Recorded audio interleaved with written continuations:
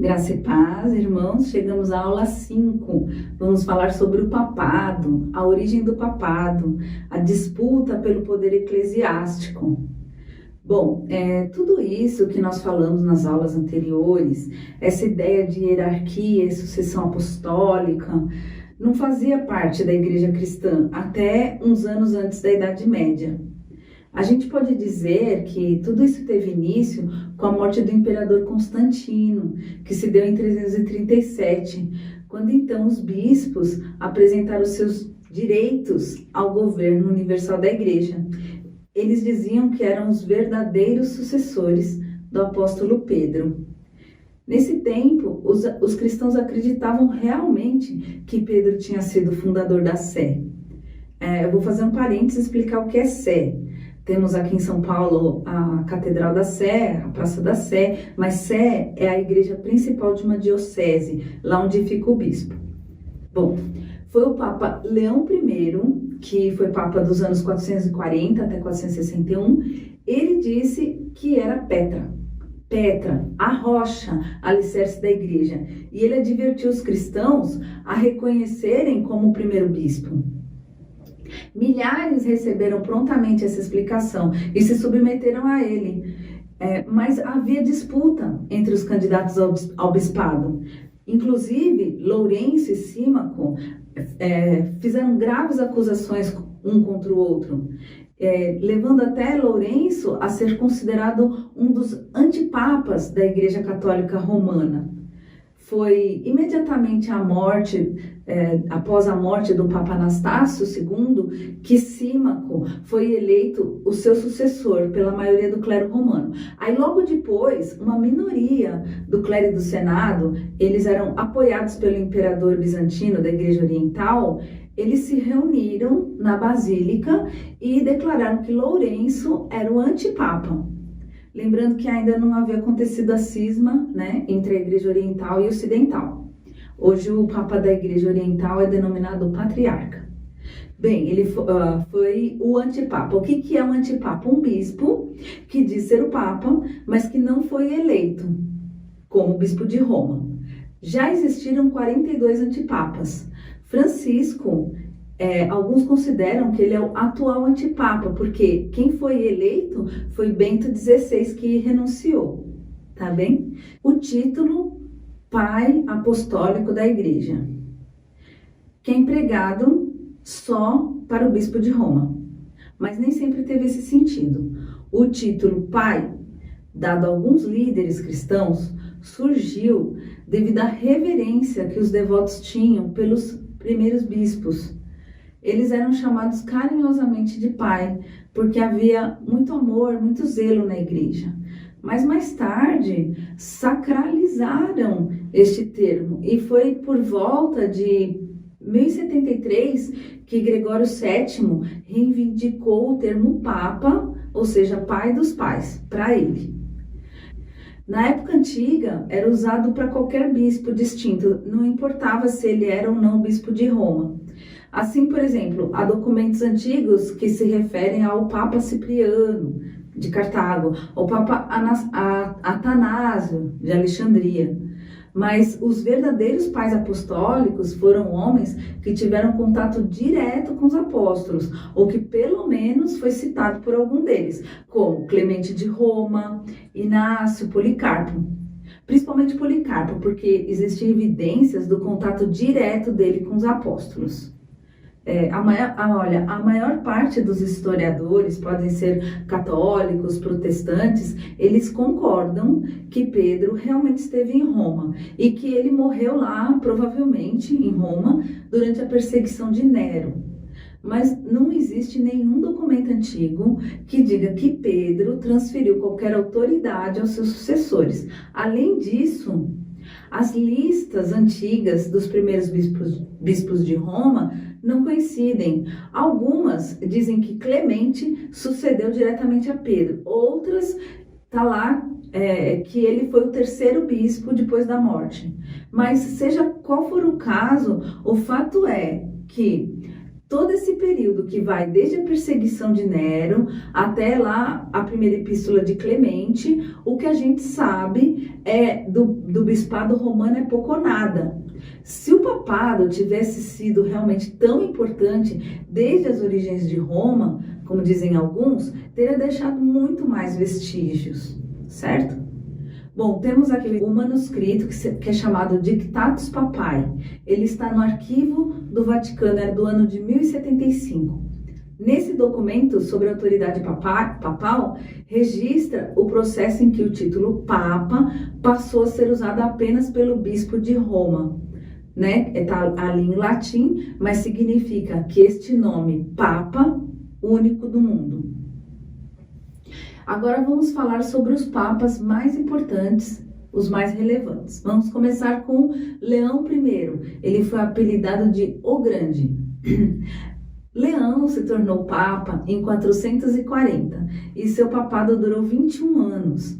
Ele era notável, tinha muita habilidade política, tinha muita erudição teológica. Parece inclusive que ele era muito firme na fé no que diz respeito à salvação, porque ele condenou toda a raça de hereges, arianos, maniqueístas, etc.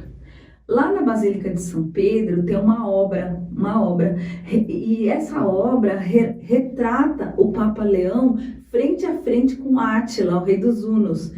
Átila foi chamado o flagelo de Deus. Por quê? Lá na região dos Balcãs, bem próximo à Itália, os hunos estavam invadindo e saqueando essa região. E eles eram um povo extremamente violento, liderado por Átila. Uma das frases mais célebres de Átila, olha só, é assim: onde eu passar, a grama não crescerá. Para você ver. Bem, os hunos estavam lá no norte da Itália e eles pretendiam saquear Milão, até que o imperador fugiu.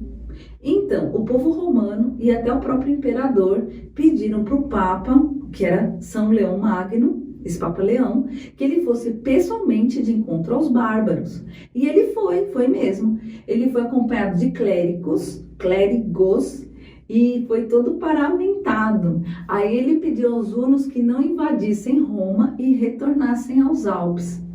Bem, qual era a chance que alguém como Átila atendesse a um pedido desse, de um líder religioso que ele nem mesmo acreditava? Mas Átila obedeceu. Aí dizem que ele teve uma visão de 2 santos batendo as espadas. Lá no breviário romano consta que esses 2 homens eram São Pedro e São Paulo. Vamos em frente. Outro nome muito importante foi o Papa Gregório I. Ele também foi apelidado de O Grande. O período de crescimento do poder papal começou com ele. Uma curiosidade, foi ele que selecionou, compilou e sistematizou os cânticos eclesiásticos e ficaram conhecidos como canto gregoriano.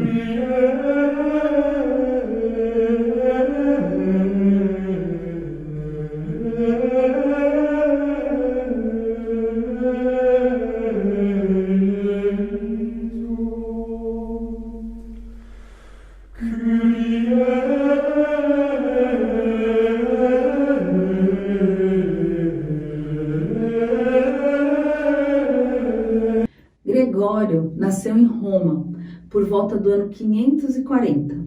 A sua família era da classe senatorial e ele também era bisneto de um papa que se chamava Félix.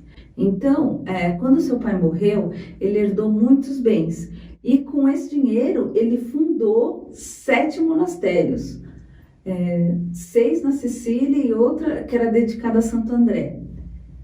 Ele vendeu tudo que tinha, distribuiu os seus bens aos pobres.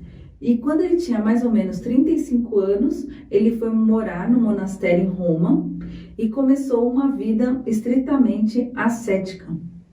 Ele era dono do lugar todo, mas ele cumpria todos os deveres que havia ali no monastério. Ele gastava o tempo com oração, lendo, escrevendo, fazendo exercícios, e a sua fama de abstinência se espalhou lá por toda a região. E ele foi escolhido né, pelo povo, pelo clero, pelo senado, para ser o próximo papa. Mas ele mesmo queria voltar lá à vida tranquila do monastério. Gregório declarou que existia o purgatório. E ele não tinha dúvida de que existia o purgatório. No que se refere à doutrina da salvação, foi o Gregório que deformou os ensinos de Agostinho.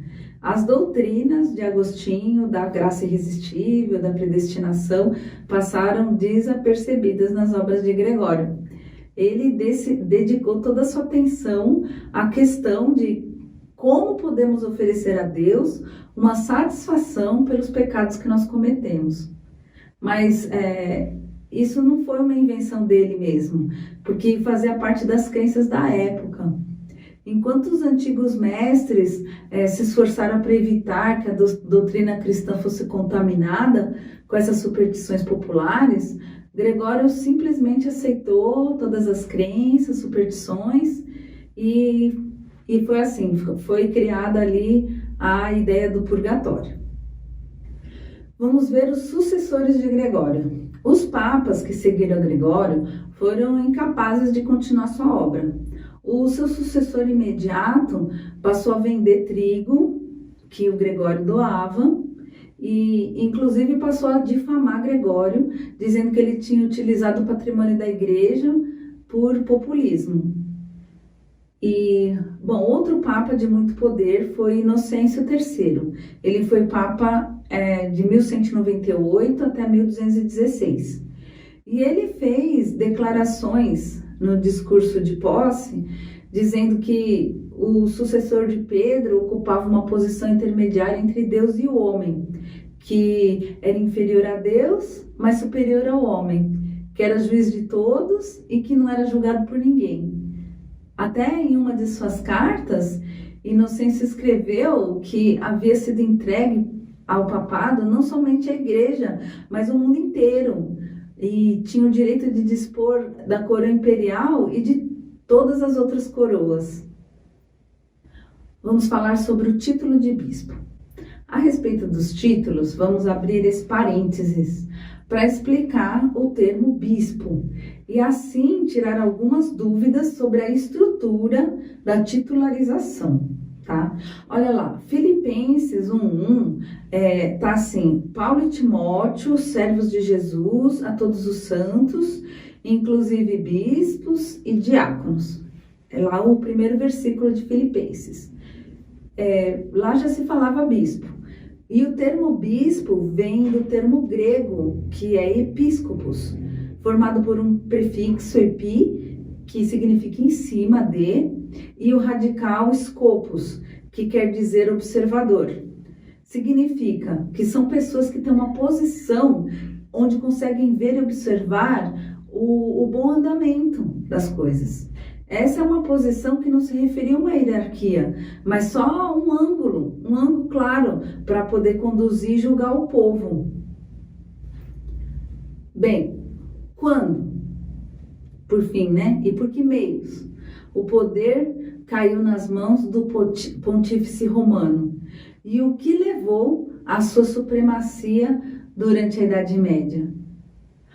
Desde o tempo do Decreto de Milão, lá em 313, quando acabou oficialmente toda a perseguição, né, contra os cristãos, especialmente contra os cristãos, a história da igreja mudou de caráter. Ela passou então de uma condição de angústia, de perseguição, de perseguidas, para o auge de uma prosperidade e honra mundana. Ela não podia mais agir simplesmente em nome do Senhor Jesus e de acordo com a sua santa palavra. Nem podia, porque haver uma união entre esses dois lados. Eles são, por natureza, opostos. Portanto, meus irmãos, essa questão do papado, fica aqui toda essa história para vocês tirarem as suas conclusões, tá bem? Um abraço. Veremos uma sequência numerada dos papas da Igreja Católica, começando por São Pedro e segue da direita para a esquerda, numerando 1 a 1, terminando no número 266, que é o Papa Francisco, que assumiu o pontificado em 2013, no lugar de Bento XVI, que renunciou. Aparece o seu nome em latim, a cidade e o país onde nasceram e os anos em que foram papas. Vamos destacar os melhores e os piores papas, iniciando com alguns daqueles que foram considerados os piores papas de todos os tempos.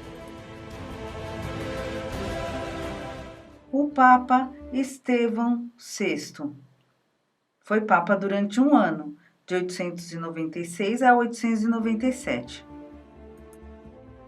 Com a intenção de agradar aliados políticos, mandou escavar o corpo de seu pré-antecessor, o Papa Formoso, e o pôs num trono para que fosse julgado. Sim, o cadáver.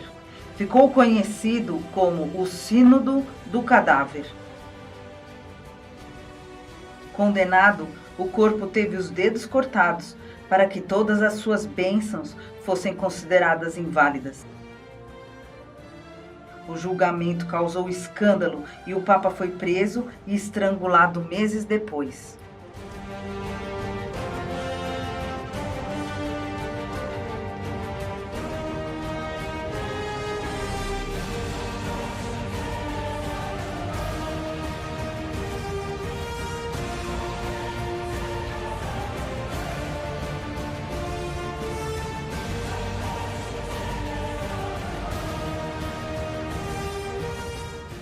Por sua vez, o Papa Formoso consta em nossa lista dos melhores papas. Sérgio III foi papa de 904 a 911.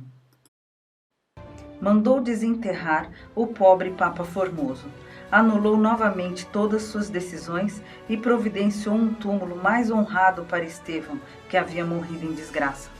Reivindicou e defendeu os direitos da Igreja contra os senhores feudais, numa época de constante violência designada como Século de Ferro. Era também um papa festeiro, se cercava de prostitutas. Era apoiado pela família Teofilacto, uma família romana senatorial que exercia domínio sobre o papado, tendo ele supostamente um filho, mais tarde o Papa João XI. É o primeiro papa a ser retratado com a tiara papal. João XII, de 955 a 964. No Concílio de Roma, em 963, recebeu diversas acusações. Teria fornicado, inclusive com a sua sobrinha, estuprado peregrinas, castrado um padre e cegado outro, feito brindes aos deuses e ao diabo. Convocou um sínodo para declarar a si mesmo inocente e mandou mutilar ou matar seus acusadores. Acabou morto por um marido ciumento. Um dos períodos mais sombrios do papado foi entre os séculos IX e o século XI, quando a instituição era controlada por poderosas famílias italianas. A história revela que 1/3 dos papas dessa época morreu de forma violenta.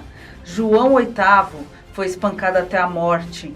Estevão VI, estrangulado. Leão V, assassinado pelo sucessor. João X, asfixiado.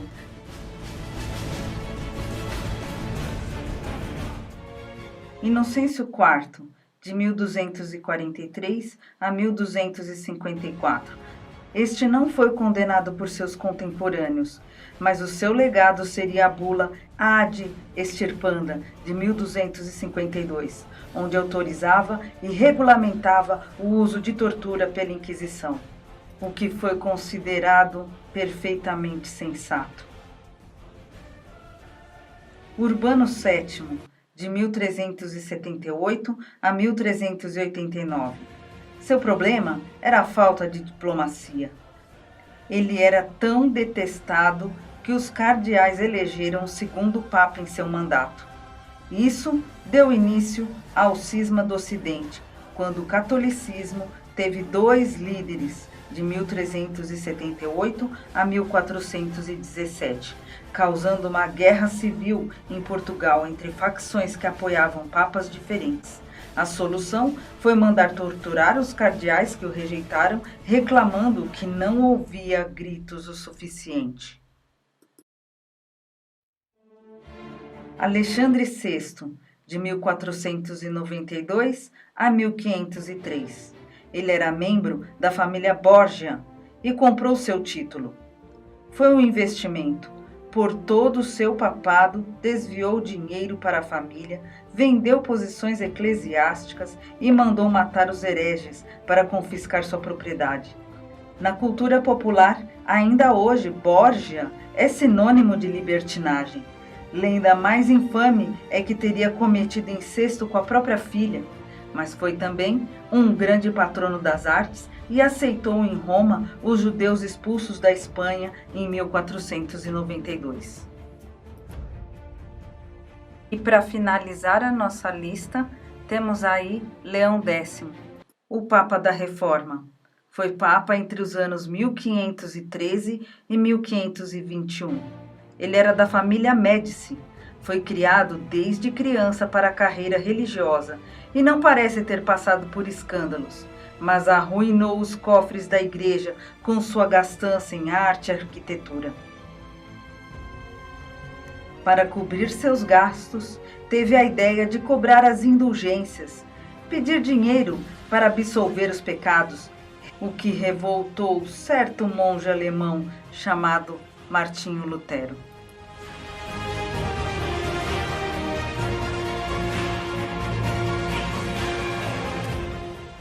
Vamos agora à lista dos bons papas. O Papa Leão I, o pacificador. Ele é mais conhecido pelo trabalho que fez antes de ser eleito para o papado. Ele convenceu Átila, o Huno, a não saquear Roma. As cartas e sermões de Leão refletem os muitos aspectos de sua carreira e personalidade e são fontes históricas de valor inestimável. Sua prosa rítmica, chamada de cursos leônicos, influenciou a linguagem eclesiástica por séculos. Foi o primeiro a receber o título de O Grande e é também considerado um doutor da Igreja, lembrado teologicamente por seu Tomo de Leão, um documento que foi fundamental durante os debates do Concílio de Calcedônia.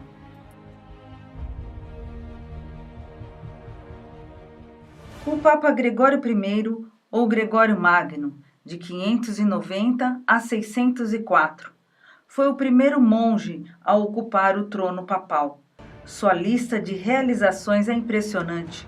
Ele supervisionou as defesas romanas contra os ataques dos lombardos, realizou complicadas negociações com o imperador bizantino, saneou as finanças da igreja e reorganizou os limites e responsabilidades das dioceses ocidentais. Ele foi também um dedicado estudioso das Escrituras. Suas exposições bíblicas, e especialmente um comentário do livro de Jó, foram muito lidas em toda a Idade Média. Seus escritos sobre os deveres dos bispos deram forte ênfase ao cuidado pastoral como uma atividade prioritária. Ele reformou a liturgia, regularizou as celebrações do calendário cristão e promoveu a música sacra, o canto gregoriano. Finalmente, Gregório foi um grande promotor de missões, enviando missionários para vários centros estratégicos do norte e do oeste da Europa e expandindo a área de jurisdição do papado. O Papa Formoso foi Papa de 891 a 896. Esse é aquele que foi a julgamento depois de sua morte. Para o julgamento, conforme algumas fontes, o corpo de Formoso, morto 9 meses antes, foi exumado, vestido com insígnias e ornamentos e posto num trono, e então Estevão VI, seu sucessor, pôde imputar ao cadáver todas as acusações, das quais foi considerado culpado. Esse episódio é lembrado como um dos mais bizarros da história do papado medieval. A partir de meados do século XI, surgiram vários papas reformadores que procuraram moralizar a administração da Igreja, lutando contra vários males que assolavam. O mais notável foi Hildebrando, ou Gregório VII, de 1073 a 1085, que se notabilizou por sua luta contra a simonia, ou seja, o comércio de cargos eclesiásticos, e ficou célebre por sua confrontação com o imperador alemão Henrique IV. Ele escolheu como lema do seu pontificado o texto de Jeremias 48:10, que diz: "Maldito aquele que fizer a obra do Senhor relaxadamente."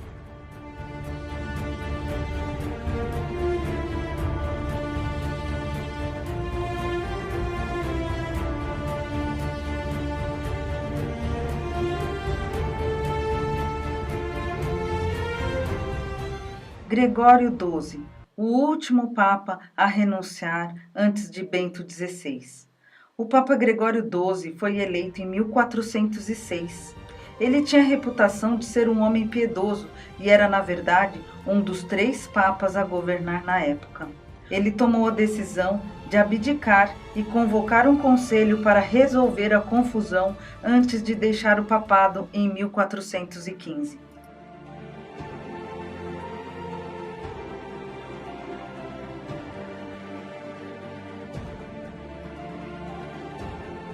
Por fim, temos a lendária história da corajosa papisa Joana. Disfarçada de homem, ela conseguiu subir na hierarquia católica e ser eleita papa. Isso teria ocorrido aproximadamente entre 855 e 857. Ela seria João VIII. Um dia, enquanto liderava uma procissão na cidade, a verdade veio à tona. O Papa João sentiu-se mal e teve de parar tudo e deu à luz no meio da rua. Causando indignação, foi aprisionada e os relatos divergem, pode ou não ter sido executada. Seja como for, ela teve seu nome removido de todos os documentos da Igreja. Oficialmente, o Papa João VIII foi o que reinou entre 872 e 882. Pela lista oficial, Leão IV teria reinado até 855, sucedido então por Bento III, que foi até 858. Essa história foi muito comentada na Idade Média, quando era vista como real. Hoje, a maioria dos historiadores acredita ser pura lenda. A primeira menção à papisa é de mais de 300 anos depois, no início do século XIII. E chegamos ao século XX. Em 1978, o polonês João Paulo II foi o primeiro papa não italiano desde o século XVI. Ele era dotado de sólido preparo intelectual, publicou diversas encíclicas abordando temas éticos, sociais e teológicos. Podemos concluir que muitos pronunciamentos papais sobre temas sociais e éticos têm sido relevantes no mundo secularizado e materialista, mas suas fraquezas históricas e o envolvimento político nem sempre condizem com as normas dadas por Cristo.